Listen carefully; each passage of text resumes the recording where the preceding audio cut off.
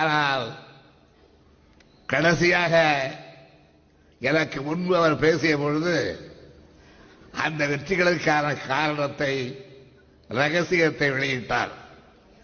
கபிலருடைய ஒரு தத்துவத்தை எடுத்து சொல்லி, ஆசைப்படு, அந்த ஆசையை நிறைவேற்றிக் கொள்ள பலரையும் சேர்த்துக்கொள், சேர்த்து கொண்ட பிறகு ஆசைப்பட்டதை நிறைவேற்று, அதில் கொஞ்சத்தையாவது பங்கிட்டு மற்றவர்களுக்கு கொடு.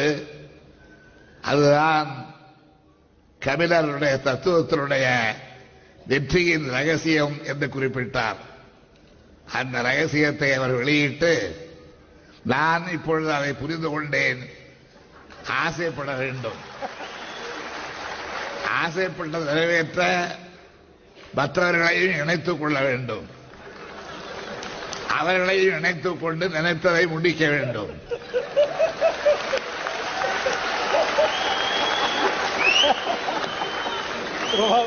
இதுவரையிலே வெளிப்படாமல் இருந்த ஒரு ரகசியத்தை இன்றைக்கு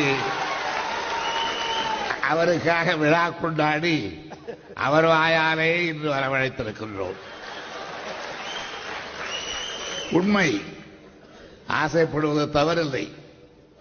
அவர் இன்றைக்கு எந்த இடத்துக்கு வந்திருக்கிறார்? நம்முடைய கவி பேரரசு வைரமுத்து அவர்கள் பேசும்போது கூட சொன்னார், ஆகாயத்தை தாண்டி நட்சத்திரங்களின் பக்கம் போய்க் கொண்டிருக்கிறார் என்று சொன்னார். அது அந்த கவிதை வேகத்திலே, அவசரத்திலே சொன்னது. நட்சத்திரங்களை எல்லாம் பார்த்து முடித்தாயுள்ளது, இனிமேல் போய் நட்சத்திரங்களை பார்க்க வேண்டிய அவசியம் இல்லை.